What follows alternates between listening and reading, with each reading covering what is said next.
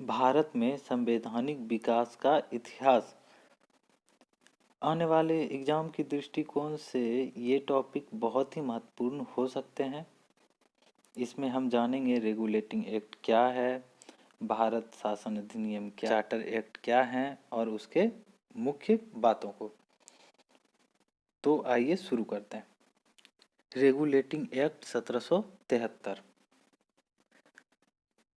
बंगाल में governor general के पद का प्रावधान किया गया।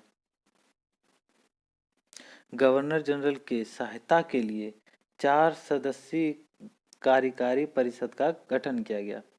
प्रथम गवर्नर जनरल वॉरेन हेस्टिंग को बंगाल का प्रथम गवर्नर जनरल नियुक्त किया गया। वॉरेन हेस्टिंग को बंगाल का प्रथम गवर्नर जनरल नियुक्त किया गया रेगुलेटिंग एक्ट 1773 के जरिए।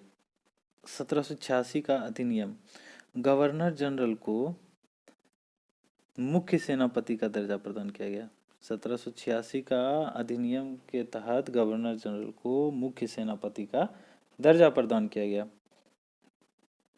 Charter act 1793।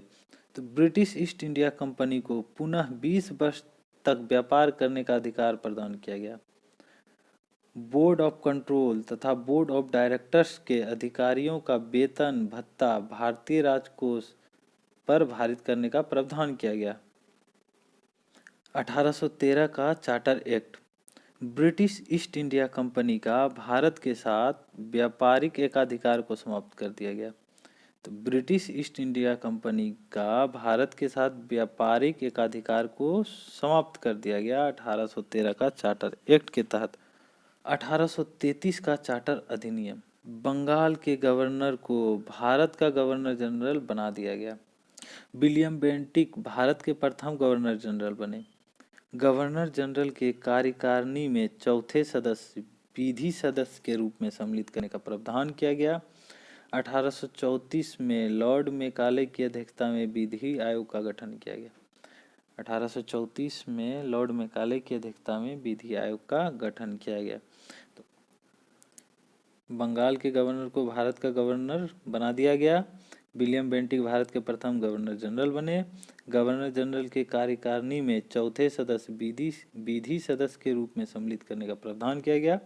1834 में लॉर्ड मेकाले की अध्यक्षता में विधि आयोग का गठन किया गया। भारत शासन अधिनियम 1858। भारत में ईस्ट इंडिया कंपनी का शासन समाप्त कर दिया गया। ईस्ट इंडिया कंपनी का शासन क्या कर दिया गया? समाप्त कर दिया गया भारत शासन अधिनियम 1858 के तहत। इस अधिनियम को भारतीय स्वतंत्रता का मैग्ना कार्टा कहा जाता है। भारत शासन अधिनियम 1858 को भारतीय स्वतंत्रता का मैग्ना कार्टा भी कहा जाता है। भारत शासन महारानी विक्टोरिया के अधीन हो गया। महारानी विक्टोरिया के अधीन हो गया भारत शासन अधिनियम 1858 के तहत।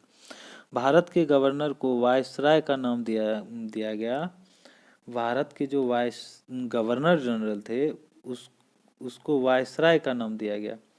लॉर्ड कैनिंग प्रथम वायसराय बने। 1909 भारत परिषद अधिनियम। इस अधिनियम को मार्लो मुंटो सुधार के नाम से जाना जाता है। मुसलमानों के लिए पृथक निर्वाचन की व्यवस्था की गई। लॉर्ड मिंटो को सांप्रदायिक निर्वाचन के जनक के रूप में भी जाना जाता है। भारत शासन अधिनियम 1919। इसे मॉन्टेग्यू चेम्सफोर्ड सुधार अधिनियम के नाम से भी जाना जाता है। पहली बार केंद्रीय स्तर पर द्विसदनात्मक व्यवस्थापिका का गठन किया गया। प्रथम संघीय सभा काउंसिल ऑफ स्टेट, द्वितीय केंद्रीय विधान परिषद लेजिस्लेटिव असेंबली का गठन किया गया। प्रांतों में द्वैत शासन की व्यवस्था की गई। लोक सेवा आयोग का गठन करने का पहली बार प्रावधान किया गया।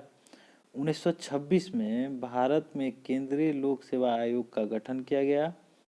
1922 में भारत में पहली बार सिविल सेवा परीक्षा का आयोजन इलाहाबाद में हुआ।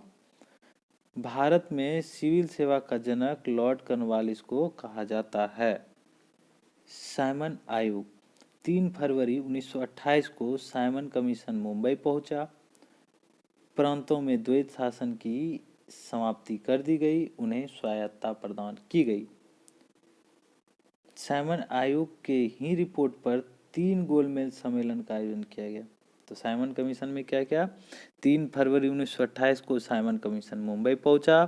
प्रांतों में द्वैत शासन की समाप्ति कर उन्हें स्वायत्तता प्रदान की गई।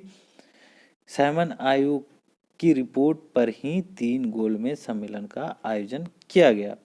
नेहरू रिपोर्ट 1928 28 अगस्त 1928 को प्रस्तुत की गई। भारतीयों द्वारा बनाया गया यह रिपोर्ट संविधान निर्माण का प्रथम प्रयास था। वीडियो में अंत तक बने रहने के लिए धन्यवाद। अगर आपको वीडियो टॉपिक वाइज देखना पसंद है तो हमारे चैनल को सब्सक्राइब करें। हाँ दोस्तों, इसका PDF फाइल आपको डिस्क्रिप्शन बॉक्स में मिल जाएगा, वहाँ से भी आप डाउनलोड कर सकते हैं। Thank you.